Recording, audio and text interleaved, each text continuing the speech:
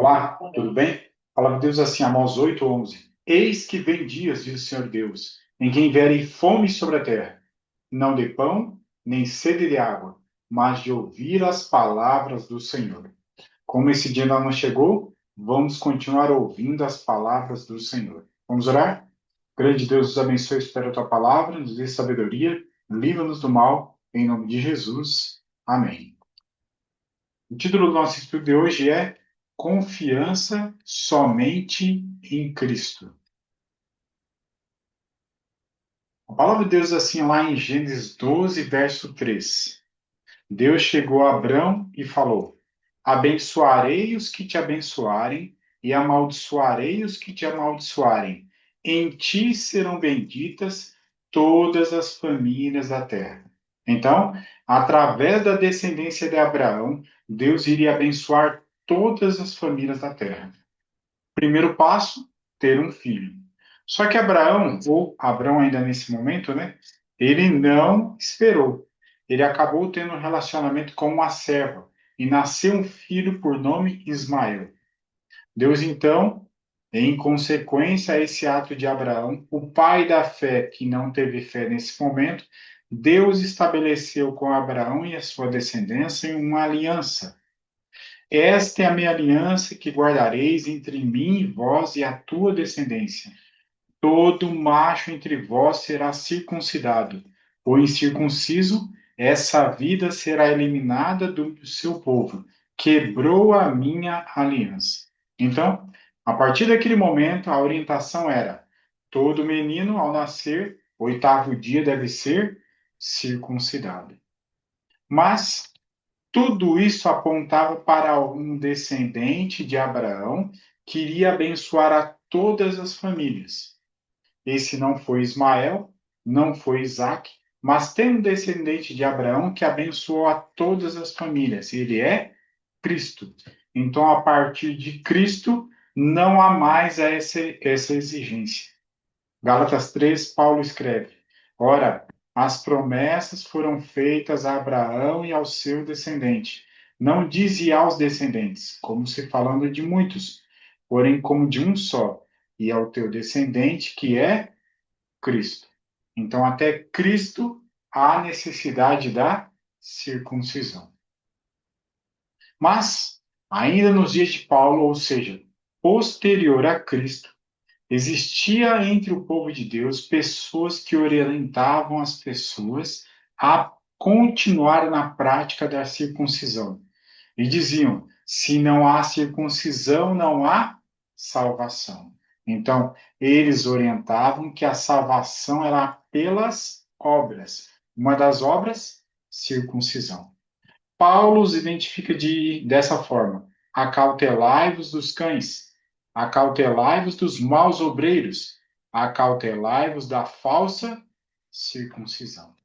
Pessoas que colocam passos ou requisitos para que a pessoa alcance a salvação. Paulo os identifica como maus obreiros. Eles existem até hoje, 2026.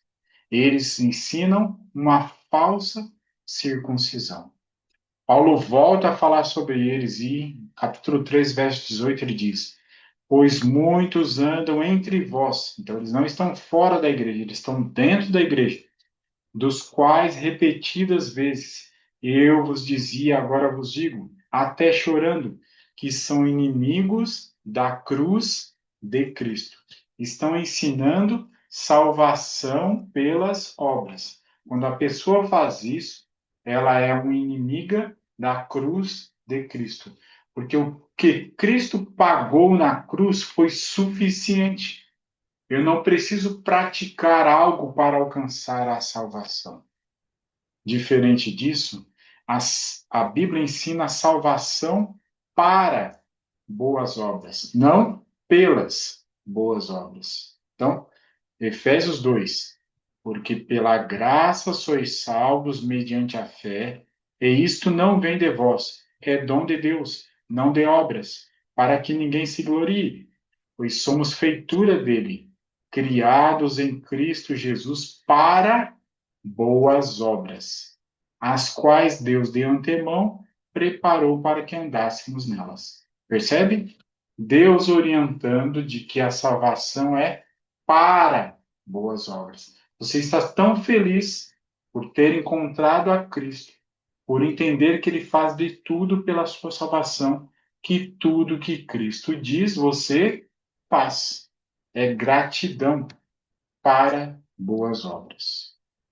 Os méritos sempre são de Cristo, porque nós é que somos a circuncisão, nós que adoramos a Deus no Espírito e nos gloriamos em Cristo Jesus e não confiamos na carne.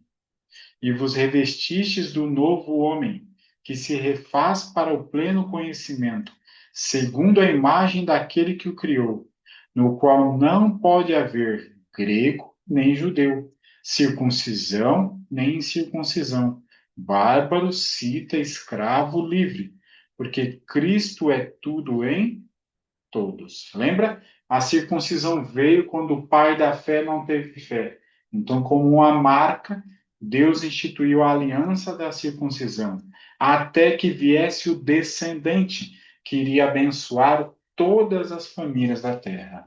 Esse descendente de Abraão é Cristo, para o conhecer e o poder da sua ressurreição e a comunhão dos seus sofrimentos, conformando-me com ele na sua morte, para de algum modo alcançar a ressurreição dentre os mortos. O que importa?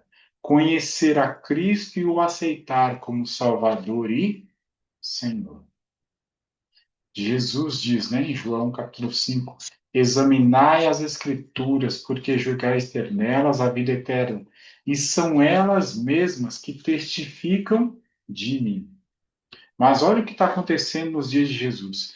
Eles estão examinando as Escrituras, as Escrituras apresentam a Jesus como Messias, contudo não quereis vir a mim para terdes vida.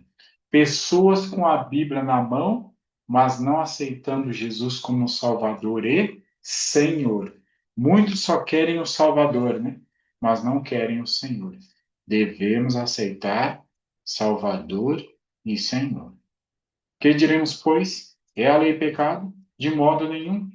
Mas eu não teria conhecido o pecado senão por intermédio da lei, pois não teria eu conhecido a cobiça se a lei não dissera, não cobiçarás. Então, qual é a função da palavra de Deus, da lei? Nos mostrar a nossa condição. E como que resolvemos isso? Guardando a lei? Não. A lei nos aponta para irmos até Cristo. Ela nos conduz para Cristo.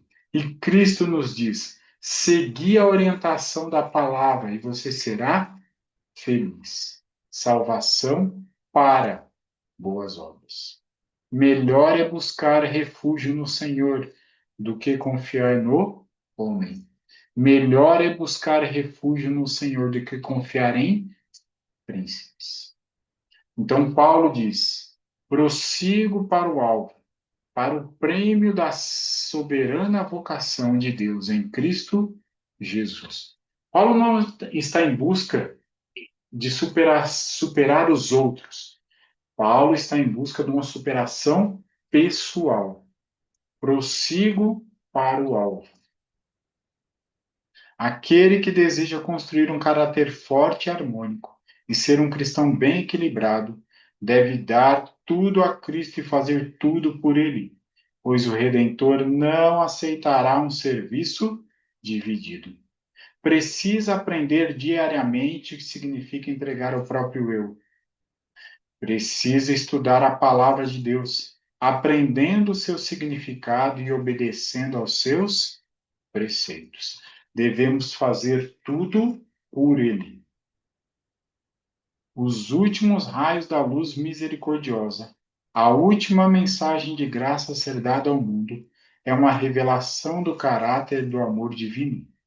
Os filhos de Deus devem manifestar sua glória, revelarão em sua vida e caráter o que a graça de Deus tem feito por eles.